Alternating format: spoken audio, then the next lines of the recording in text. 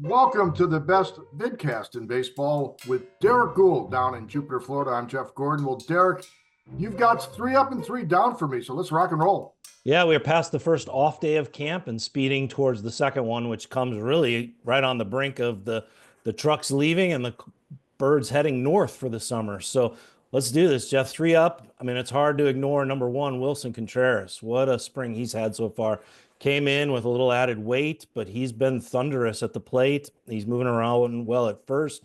He's getting experience there. It's a new position for him, but not entirely new for him to be in the infield. But he's been strong and had a strong spring so far.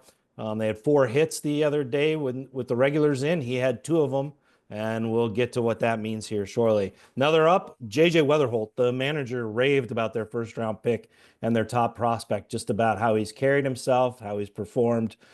Manager said he wants to see him and play him a lot as long as he's in major league camp. He's not going to break camp with the team. He's going to head somewhere else in the organization, but likely surface at some point in time, if not soon, at Double A. Very impressive spring for the young man and all he's gotten, and also the improvements he's made at shortstop. And then finally, Matthew Liberatore. Look this up, Jeff, that you have very few. Well, you have a whole bunch of pitchers at this point that have thrown 6 or more innings. Of that group with at least 6 1/3 innings this spring, the list of pitchers who have yet to allow a hit is 1, Matthew Liberatore. He is going to really make the Cardinals confront his long-term upside with their short-term need, which brings me to 3 down, Mr. Gordon. Are you ready for this? Absolutely, rocket. I think clarity is one of them. The Cardinals still are straddling this fence between transition, rebuild, reboot, reload, something or another. That comes from whether what they're doing, looking at free agent relievers. Do they make a move there? Do they spend some money to tighten up the bullpen? And does that signal the interest in contending, which they have kind of shied away from?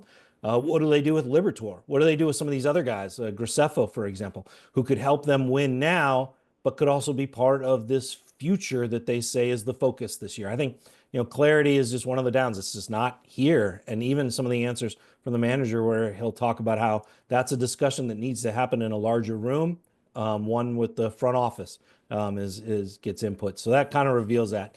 The other one is, kind of leans into that free agent reliever bit. Who is the bridge to Ryan Helsley?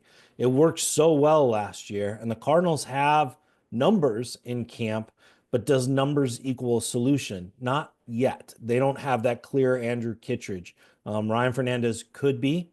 You think about how he's pitched, and he's done well this spring. They clearly signed Nick Anderson on the upside that he could be in return of those leverage roles.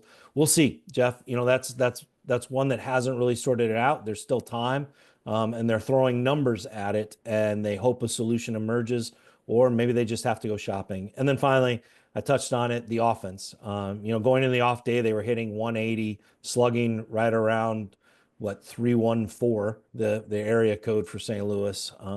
That's despite the walls moving in here at RDS, and opponents get to hit here too, and they're doing fine. I talked to hitting coach Brant Brown. He said he was not very pleased with the production there in the first week of camp. He was talking more specifically about things you can't necessarily see in the box scores, though those did stand out: the lack of hits, the lack of thump, the lack of slugging. Some of these guys have really struggled. Mason Wynn, Michael Ciani, they're both still looking for their second hits of spring, and they're getting near, if not surpassed, 20 at-bats. But he was talking about the approach, and he's really been stressing situational hitting, Jeff, and he wants to see more of that. He gave as an example, which I wrote in the paper, this notion of trading spaces at second and knowing, and I thought this was a pretty good line from him, knowing the difference in a situation to when to be a hitter and when to be a slugger. And they want to drive in runs, not move runners over when the situation presents itself. We haven't seen a whole lot of that, and they have a couple weeks to figure it out. Well, Cardinal fans will welcome better situational hitting for sure. So we'll keep a watch on that.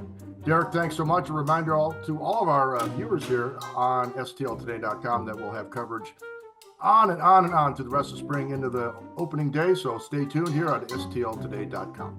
What do you say we continue this conversation in the podcast, Jeff? All right, let's rock it.